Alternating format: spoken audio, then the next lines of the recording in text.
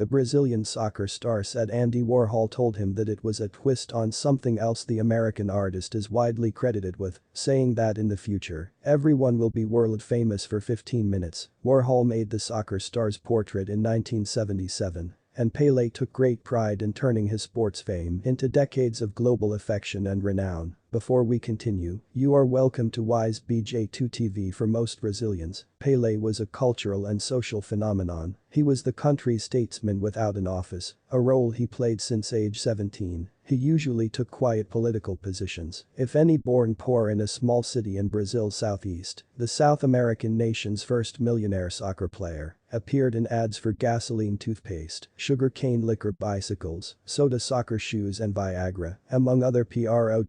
Pelé always knew his place, his former assistant Pepito Forno said, if it was a meeting with Queen Elizabeth, Pope John Paul II, Bono Vox, or just a kid he met on the street, everyone treated him with reverence. He was the same boy from the countryside. But when he shared a table with people, he was quickly the center. Edson Arantes do Nascimento, globally known as Pelé, died Thursday at a Sao Paulo hospital. Throughout his career and afterward, he walked a fine line between his fame and taking on social problems. Pelé, Brazil's mighty king of beautiful game, has indeed. Pelé set the standard for greatness in the land of his sport. World reacts to death of Brazilian soccer king Pelé. As he turns 38, LeBron is clear, he still wants title shots. He founded a charity carrying his name and dedicated to helping children. He became a United Nations Goodwill Ambassador.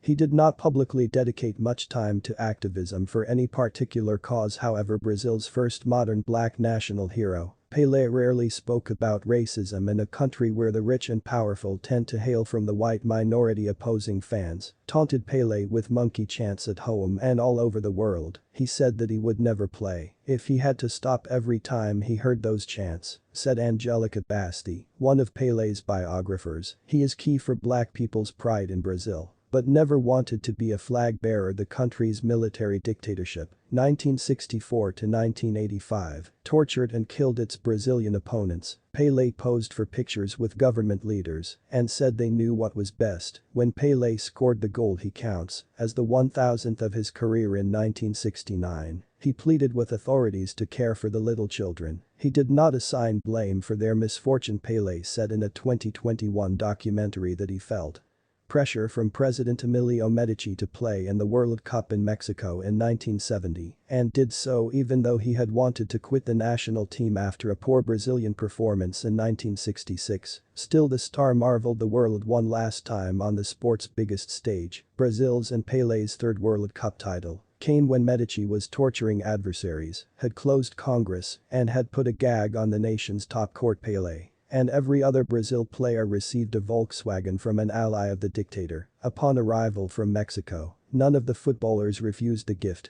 but the star player was most vehemently critiqued due to his hero status at that moment. I did not want to be Pelé, he said. We knew a lot of things that were going on in the country. Pelé retired from the national team in 1971, left his boyhood club Santos 3 years later, and moved to the United States to play for the New York Cosmos after being lured by then U.S. Secretary of State Henry Kissinger. During those years, he spoke about love, caring for children and stopping wars. The Brazilian finished his professional soccer career in 1977 and returned to his country soon after, as democracy was returning. Pelé's 6-year relationship with popular TV host Zuxa Meneghel also boosted his post-soccer fame nationwide in the early 1980s. She was 17 when they started dating, 1 year short of legal age in Brazil. The former footballer, 20 years older than Meneghel, had to ask her father's permission to date. Pelé became more politically vocal in retirement. He criticized Ricardo Teixeira, then head of the Brazilian Soccer Confederation, and son-in-law of then FIFA president João Havelange 1916 to 2016. He was banned from the draw for the 1994 World Cup, attending it as a pundit for TV Globo in 1995. Pelé became sports minister in the center-right administration of President Fernando Henrique Cardoso. but spent 7 years in the job, maintaining a relatively low public profile for decades. Pelé's meeting and greeting leaders around the world landed great results for him and his allies. He was one of the key figures of Rio de Janeiro's winning bid team to host the 2016 Olympics when he was center stage again at an International Olympic Committee meeting. In 2009 Pelé's old foe Havelange was in his team AGAI and everyone came to see Pelé, and then the others had a chance to speak to them too. Former Brazilian President Luiz Inácio Lula da Silva said in an interview after Rio's victory over Chicago, Tokyo and Madrid, and who could blame the delegates? I would have wanted the same. Pelé later struggled with mobility problems he blamed on failed hip surgery and made his final major appearance on a wheelchair at the 2018 World Cup in Russia. Argentina's Diego Maradona kissed his head in front of the cameras. Russian President Vladimir Putin, who this year received a letter from Pelé asking him to stop the invasion of Ukraine, helped carry him around years ago. I promised to myself that as long as I can, I will always raise my voice in favor of peace, Pelé said in the letter dated June 1st. Thanks for watching. Please don't forget to subscribe and turn on your notification bell for more update.